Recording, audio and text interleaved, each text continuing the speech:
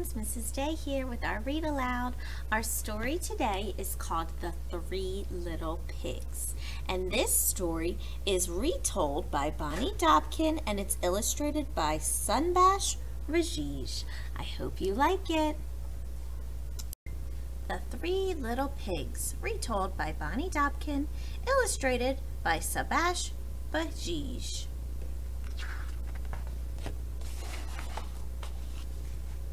The Three Little Pigs. Once upon a time, three little pigs lived in a small, cozy home with their mother. Their names were Porter, Perry, and Parker.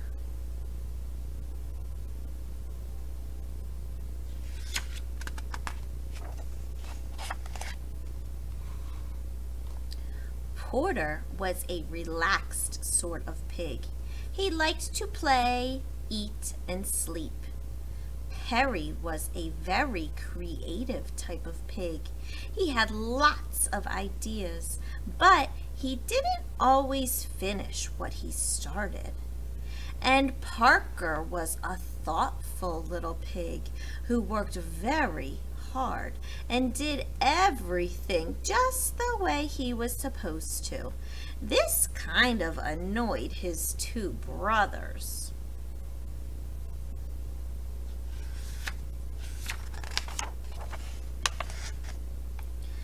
Well, the three little piglets got older and older and bigger and rounder. One day, their mother made a decision. "You've grown too big for this little house," she said. "It's time for you all to go off into the wide, wide world and build homes of your own."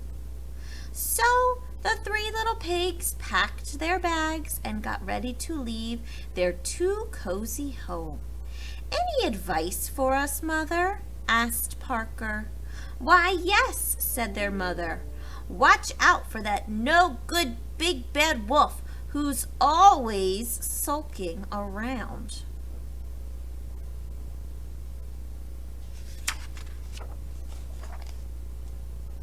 And remember, always work hard, remember to plan, and whatever you do, do the best that you can. The three little pigs kissed their mother goodbye.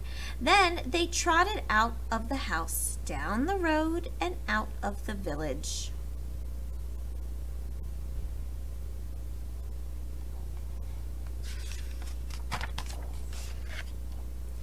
Before they had gone very far, they came to a big field full of golden haystacks. "You know," said Porter quickly, "I think I'll build my house of straw. It's a nice color, and the house will be easy to build." I'm not sure this is a good plan," said Parker. "Will it be warm enough? Will it keep out the rain? What will happen when the wind is strong?" Porter rolled his eyes. "It will be a great house," he said, "and I'll still have time to play when I'm done." "Then good luck to you," said Perry and Parker, and they continued down the road.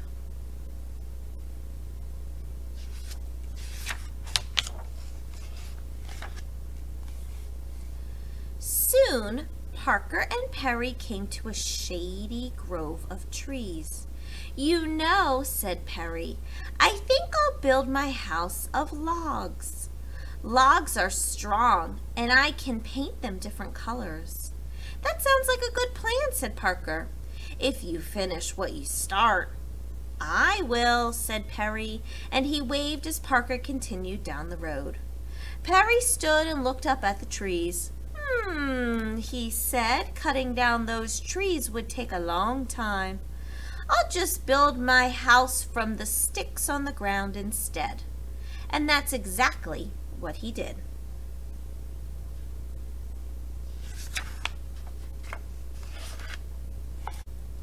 Farther down the road, Parker was busily planning his house. He bought bricks and stone and mortar for the walls. He bought strong oak planks for the doors. He worked on the house for days and days, but when he was done, he felt happy. Mother would be so proud, he said. I worked hard and I made my house the best it could be.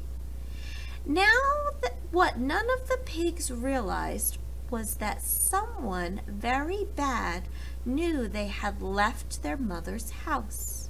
And who do you think that was? Yes, it was the no good big bad wolf.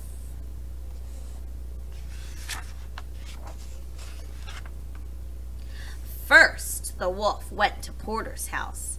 He saw bundles of hay held together by rope, and he saw Porter Pig outside napping in the sun. "Hello, Pig," said the wolf. Porter opened his eyes, squealed, and jumped to his feet. He ran into his house and he pushed the door shut, and he hid under his bed. Now, said the wolf, "I only want to have a chat." "Ha!" said Porter. "I know a hungry wolf when I see one."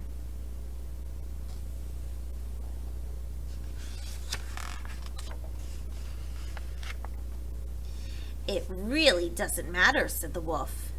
Little pig, let me come in." "Are you kidding?" said Porter. "Not by the hair of my chinny chin chin."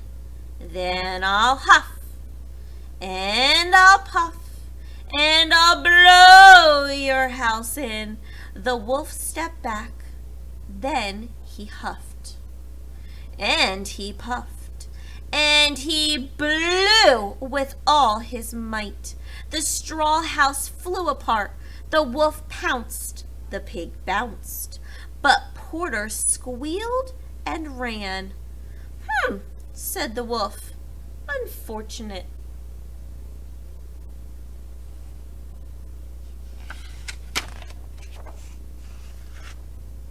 The next day, the wolf decided to try again.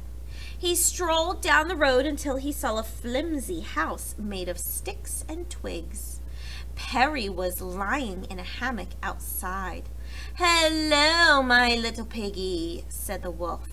Perry jumped up in fright. He ran inside his shaky house and he pushed a dresser against the door. "Ha!" said the wolf. "Does he really think that's going to help?" He cleared his throat. Little pig, let me come in."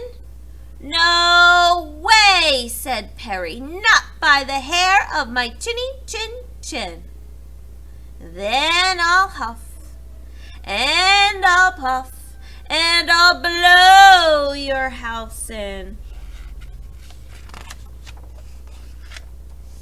The wolf stepped back. He took 2 huffs, and he took 2 puffs. Then he blew with all his might. Sticks and twigs swirled in the air. The wolf pounced. The pig bounced. But Perry squealed and ran. "That just won't do," said the wolf.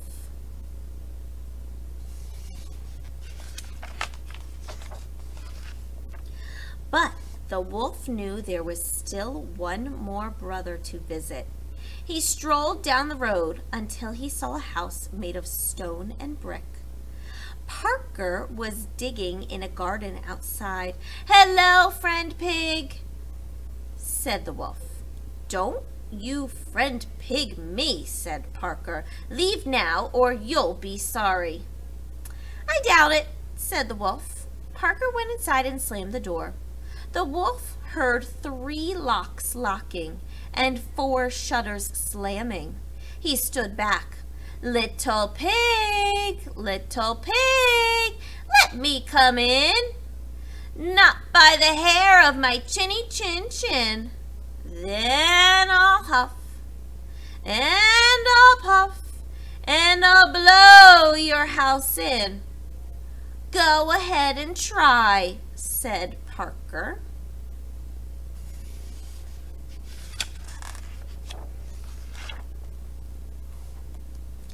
The wolf huffed 3 times. He puffed 3 times. Then he blew with all his might. Nothing happened. "That's a surprise," said the wolf. Now he huffed 4 times. And he puffed 4 times. Then he blew again with all his might. Still, nothing happened. The wolf tried again, and again, and again. "This is not going at all the way I expected," he said.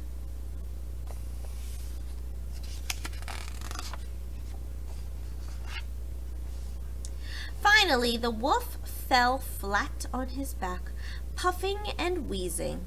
He heard the shutter creak open. "I knew my house would stand up to that no-good wolf," said Parker. "I'm just glad he didn't think about coming down the chimney." The shutter slammed shut. "The chimney," whispered the wolf, springing to his feet.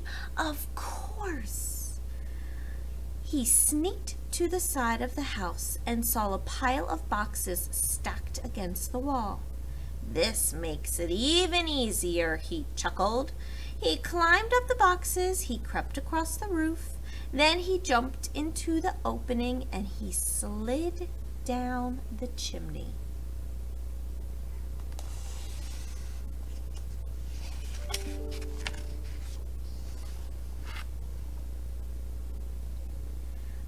But down below, water bubbled in the big black kettle that was hanging in the fireplace. Parker threw more wood onto the roaring fire. "Here I come, little pig," said the wolf. "You weren't so clever after all." "Oh no," said Parker. The wolf landed in a kettle with a loud kerplunk. Water steamed and boiled around him. The wolf howled in pain and shot right back up the chimney.